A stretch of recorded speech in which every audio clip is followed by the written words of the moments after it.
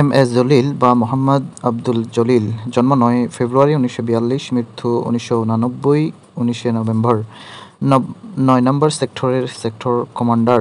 তিনি স্বাধীন বাংলাদেশের প্রথম রাজবন্দী, জাসদ ও জাতীয় মুক্তি আন্দোলনের নেতা। তার রচিত গ্রন্থ অরক্ষিত স্বাধীনতাই পরাধীনতা, সীমাহীন সমর, কৈফিয়ত ও কিছু কথা, Bangladesh nationalist movement for unity, a historical necessity.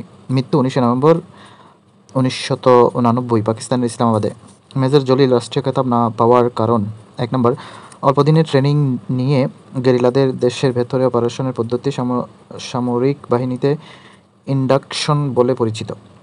Osmani major জলিলের এই গেরিলা ওয়ারফেয়ার পদ্ধতির উপর নাকশ ছিলেন। এমএজি ওসমানী মেজর জলিলকে নির্দেশ দেন ইন্ডাকশন বাদ দিয়ে রেগুলার রেজিমেন্টের পদ্ধতিতে পাক বাহিনীর বিরুদ্ধে সম্মুখ যুদ্ধের। ওসমানী পরবর্তীতে মেজর জয়নুল আবেদিনকে ৯ নং সেক্টরের অধিনায়ক করেন। ৩১ ডিসেম্বর ১৯৭১ সালে ঢাকা যাওয়ার পথে মেজর জলিল সহ ১৬ জন বীর মুক্তিযোদ্ধাকে গ্রেপ্তার করা হয় যশোর থেকে। ২.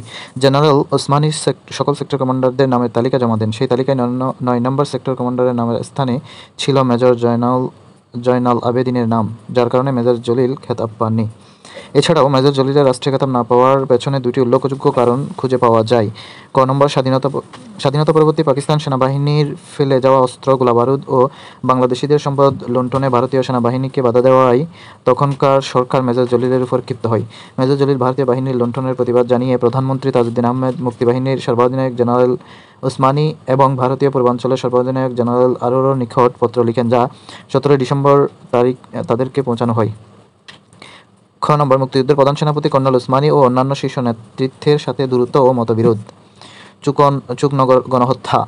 চুকনগর গণহত্যা একটি সামরিক গণহত্যা যা পাকিস্তান সেনাবাহিনী ১৯৭১ সালে মুক্তিযুদ্ধ চলাকালে সংগঠিত করে। গণহত্যাটি ১৯৭১ সালের ২০ মে খুলনার ডুমুরিয়া উপজেলায় চুকনগরে ঘটে। এই গণহত্যা বিশ্বের কোনো মুক্তিযুদ্ধের ইতিহাসে সর্ববৃহৎ একক গণহত্যা।